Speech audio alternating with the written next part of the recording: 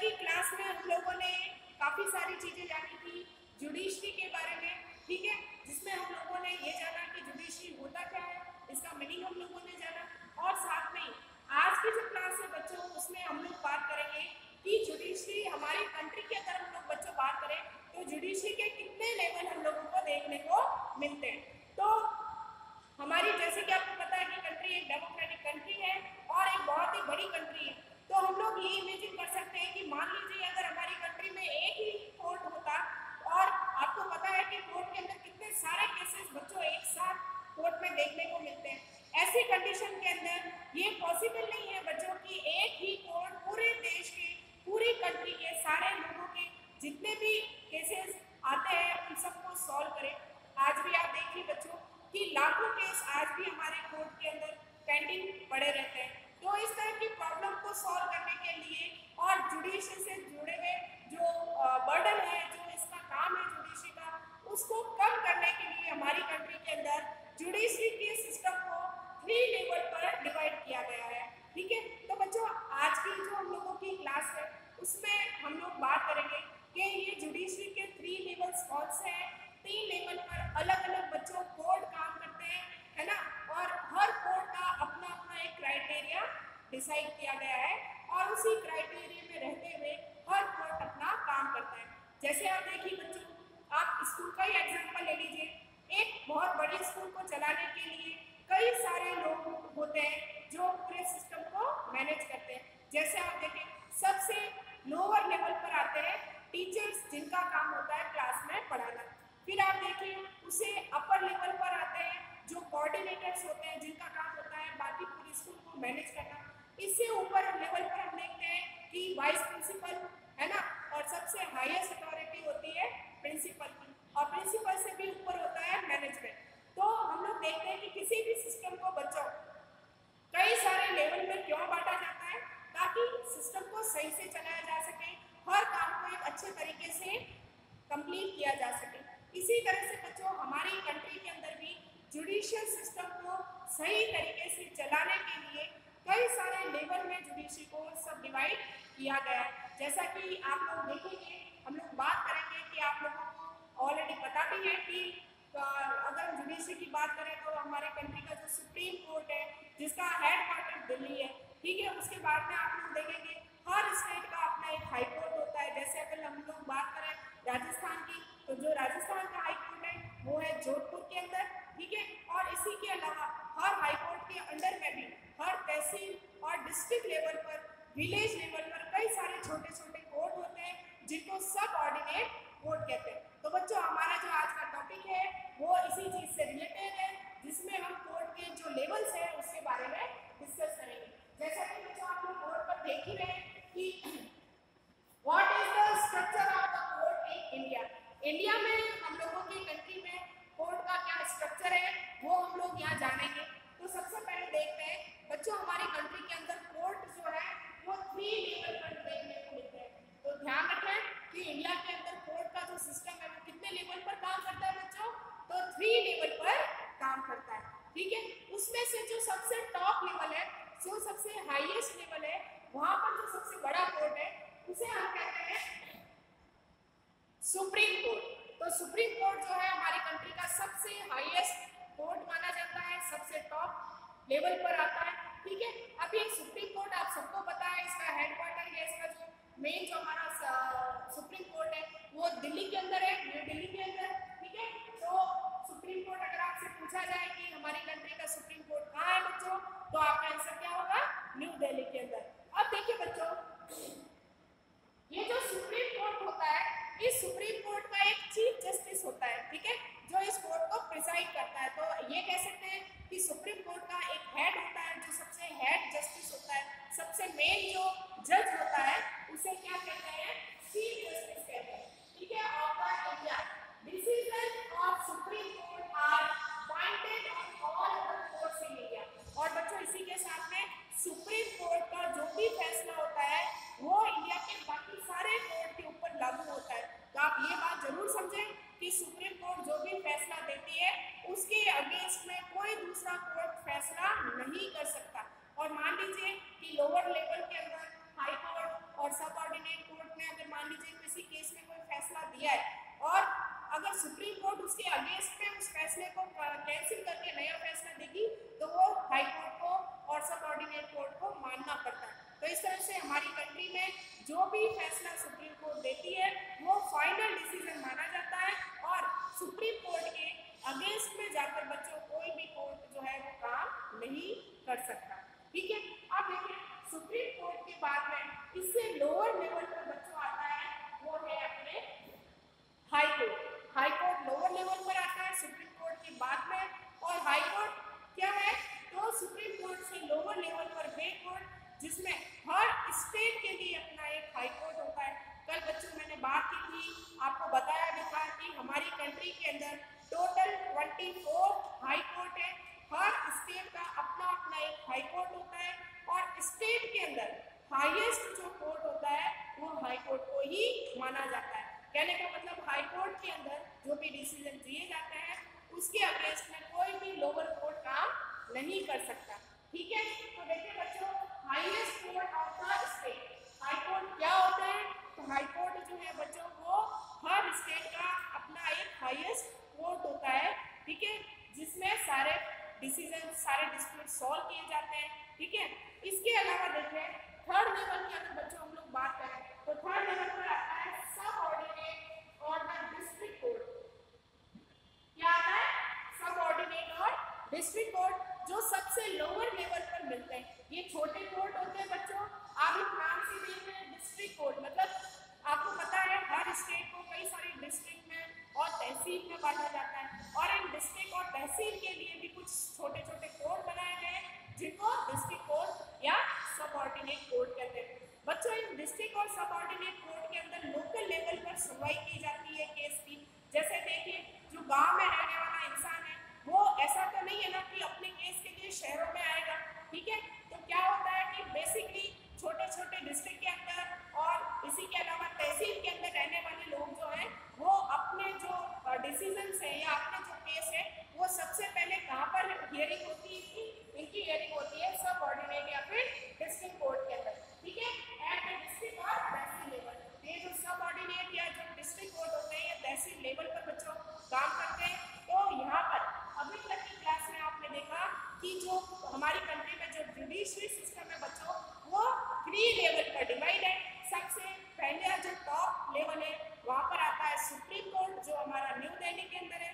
पूरी कंट्री का एक ही सुप्रीम कोर्ट होता है, तो ये जरूर ध्यान रखें कि सुप्रीम कोर्ट कितने हैं, ओनली 1 है।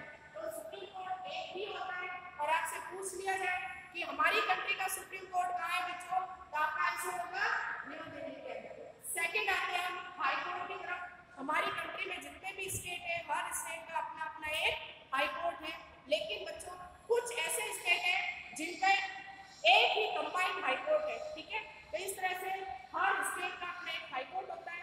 हाई कोर्ट से लोअर लेवल पर आते हैं सबऑर्डिनेट कोर्ट। ये सबऑर्डिनेट कोर्ट बच्चों डिस्ट्रिक्ट लेवल पर तहसील लेवल पर होते हैं और छोटे छोटे कोर्ट होते हैं जहाँ पर वहाँ तहसील में गांव के अंदर विलेज में रहने वाले लोग जो हैं अपने केसेस कहाँ पर ले जाएंगे डिस्ट्रिक्ट कोर्ट के अंदर। ठीक है, अब बच्चों बात करेंगे हम लोग what are the different branches of the legal system.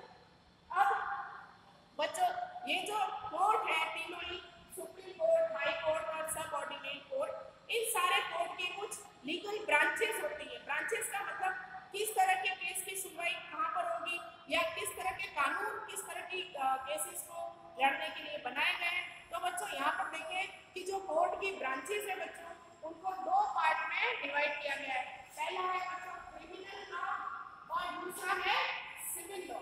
तो जो जुडिशरी सिस्टम है बच्चों वो 2 ब्रांचेस के लॉज के बेस पर काम करता है। 2 तरह के कानून पर काम करता है बच्चों, जिसमें से पहला जो कानून है उसे क्रिमिनल लॉ कहते हैं और जो सेकंड जो कानून है उसे सिविल लॉ कहा जाता है। अब देखिए बच्चों क्रिमिनल लॉ का मतलब आप नाम सुनते ही समझ गए होंगे कि क्रिमिनल का मतलब क्या होगा कि वे कानून या जहाँ पर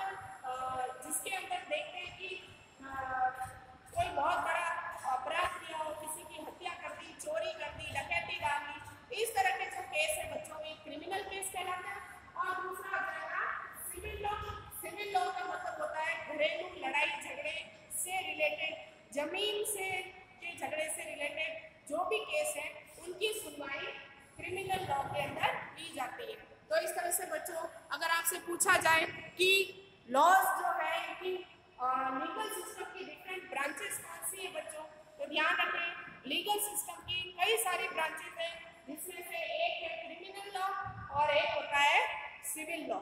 ये जो क्रिमिनल लॉ है बच्चों, क्रिमिनल का मतलब भी आप समझ रहे होंगे, जब कोई क्राइम होता है, किसी की हत्या हो गई, चोरी करना, डकैती करना, ये सारे किसमें आते हैं, क्रिमिनल लॉ के अंदर। तो क्रिमिनल लॉ के अलग तरीके होते हैं बच्चों, इनकी सजा का तरीका भी अलग होता है, इनकी हियरिंग भी अलग तरीके से होती है। दूसरी तरफ आते हैं बच्चों सिविल लॉ। ये जो सिविल लॉ होते हैं, इन सिविल लॉ के अंदर जो भी कानून होते हैं, ये इन लोगों के अगेंस्ट हो गए जब किसी को हम लोग तकलीफ पहुंचा रहे हैं, है ना, या फिर देखें जमीन से जुड़ा जो भी बात है, जमीन से जुड़ी हुई जो भी लड़ाई है, उसके लिए क्रिमिनल लॉ जो सिविल लॉ है उसकी मदद ली जाती है। तो कानून यहाँ पर जो है वो हम लोग कह सकते हैं कि अलग अलग ब्रांचेज है। तो कितनी ब्रांचेज है बच्चों, 2 ब्रांचेज है, एक है क्रिमिनल लॉ और एक है सिविल लॉ। अब क्रिमिनल लॉ में देखिए बच्चों क्या क्या चीजें आती है, तो देखिए laws for the theft, harassing of the dowry and murder. अब क्रिमिनल लॉ में आप देखो बच्चों कि चोरी करना क्रिमिनल लॉ में आता है। दूसरा harassing for the dowry, dowry का मतलब होता है दहेज के लिए किसी औरत को परेशान करना। बच्चों आप देखते हैं न्यूज़पेपर में पढ़ते हैं कि हर एक दिन कई सारी औरतें, कई सारी वुमेन जो है दहेज प्रताड़ना के कारण मारी जाती है। कई बार ससुराल वाले उनकी हत्या कर देते हैं, है ना, बहुत बुरी तरह से मारपीट करते हैं पैसे के लिए, लालच में आकर। तो इस तरह के जो केसेस है इनकी सुनवाई किसमें आएगी, क्रिमिनल लॉ के अंदर आती है। ठीक है, इसके अलावा क्रिमिनल लॉ के अंदर जो केस की सुनवाई होती है बच्चों, उसके लिए सबसे पहले एफआईआर दर्ज करवानी पड़ती है।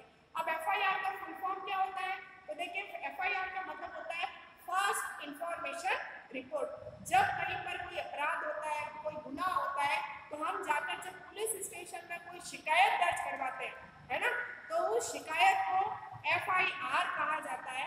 इस एफआईआर के अंदर हमसे पुलिस वाले कई सारी चीजें जो है वो पूछते हैं, जैसे सबसे पहले जो घटना है या जो अपराध है, जो क्राइम है, वो कहाँ हुआ, हमारा नाम, हमारा एड्रेस और क्राइम की डेट और पूरा इंसिडेंट हम लोगों को पूछा जाता है ना। और उस रिपोर्ट को कहाँ लिखते हैं वो लोग, इस एफआईआर के अंदर उस पूरे इंसिडेंट को लिखा जाता है कि घटना कैसे हुई, अपराध कैसे हुआ, अगर हत्या हुई है तो किस तरह से हुई, आप कब पहुंचे, आपने क्या देखा, ये सारी बातें जो है बच्चों एफआईआर के अंदर रजिस्टर्ड की जाती है। और बाद में पुलिस जो है वो खोजबीन करती है, जांच पड़ताल करती है, कुछ प्रूफ इकट्ठे करती है ना, और प्रूफ इकट्ठे करने के बाद में पता लगाती है कि क्राइम कैसे हुआ। आप लोग देखते भी हैं, न्यूज़पेपर के अंदर भी देखते हैं, टीवी के अंदर भी बच्चों आपने देखा होगा कि इस तरह से क्राइम की पूरी रिपोर्ट पुलिस तैयार करती है। बाद में पुलिस कोशिश करती है कि उस अपराधी को, जिसने ये क्राइम किया, उसको पकड़ा जाता है और पकड़ने के बाद में उसको कोर्ट में पेश किया जाता है। ठीक है, और कोर्ट में केस चलता है, हियरिंग होती है, सबूत पेश किए जाते हैं, गवाह पेश किए जाते हैं बच्चों। और बाद में इस एफआईआर के बेस पर अगर कोई पर्सन गिल्टी माना जाता है या ये प्रूफ हो जाए कि ये अपराध किसी ने किया है, तो उसको क्या हो जाती है, जेल हो जाती है। ठीक है बच्चों, इसके अलावा अगर हम लोग देखें, बात करें सिविल लॉ की, सिविल लॉ का मतलब क्या है, लॉज फॉर हार्म और injury to the right of individual.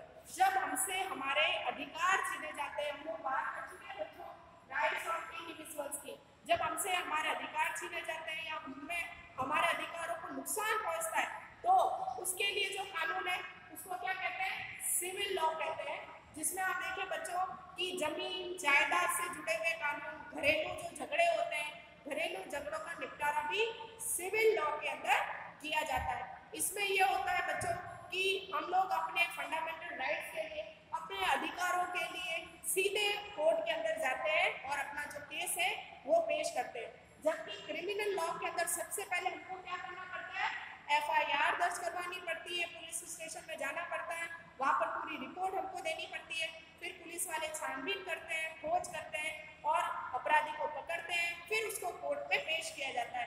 तो क्रिमिनल लॉ के अंदर बच्चों बहुत लंबा प्रोसेस होता है और यहाँ पर जेल की सजा भी होती है। ठीक है, लेकिन जो सिविल लॉ है, इसमें हम लोगों को सीधा पुलिस स्टेशन की जगह कहाँ जाना होता है, कोर्ट जाना होता है, जहाँ हम एक वकील से मिलते हैं और बाद में अपना केस फाइल करवाते हैं और फिर अलग अलग डेट हमको कोर्ट के अंदर दी जाती है।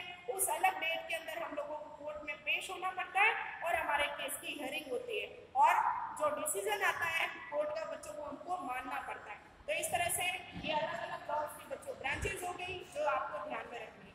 तो बच्चों ये आज की क्लास आपकी, जिसमें हमने देखा 3 level of court, supreme court, high court और सब ऑर्डिनेट कोर्ट। और आज की क्लास होती है यहीं पर बच्चों आपकी